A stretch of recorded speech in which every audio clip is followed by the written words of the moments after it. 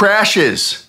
Let's talk about crashes. So I'm in this massive session I've been working on for like 3 weeks now. And I mean, it's been fast and furious because I'm probably moving over to Europe quite soon and we want to get this done. So a friend of mine, we had this record we started 3 years ago and now we're like, oh my God, we got to get it done. Anyway, it's been very rewarding, but just intense as hell. And during that period, I've had many crashes in Pro Tools, more than I've ever had before. And it's weird because I have a brand new super powered computer. I mean, this computer can move like satellites and it's updated and whatever. Okay, I want to talk to you about crashes, whether you use Pro Tools or any other DAW or whatever type of computer, Mac, PC that you're working on. Here are the key factors. Developers update their software pretty regularly. Now, some do not at all.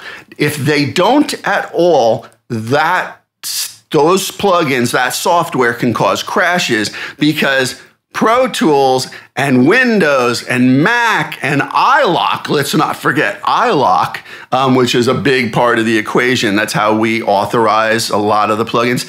They're all updated constantly.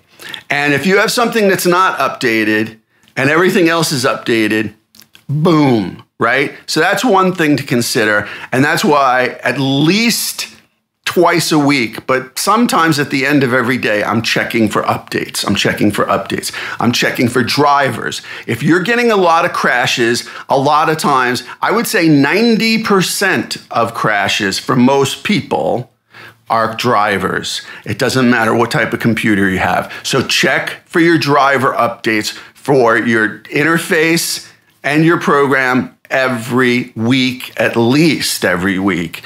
But like I said, I do it like at the end of every day if I can, but every other day at the very, very least.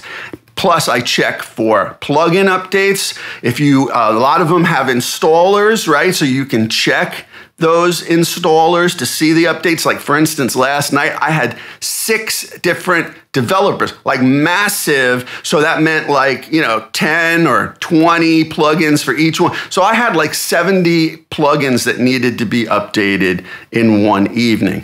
This is all important because this will all influence the behavior of your computer and your software. So update your software, update your drivers, make sure that the DAW you're using, whether it be Pro Tools or Logic or Bitwig or Ableton or whatever, Cubase, is updated as well, at least as far as your license will take you, because usually they want us to update like once a year and give them more monies.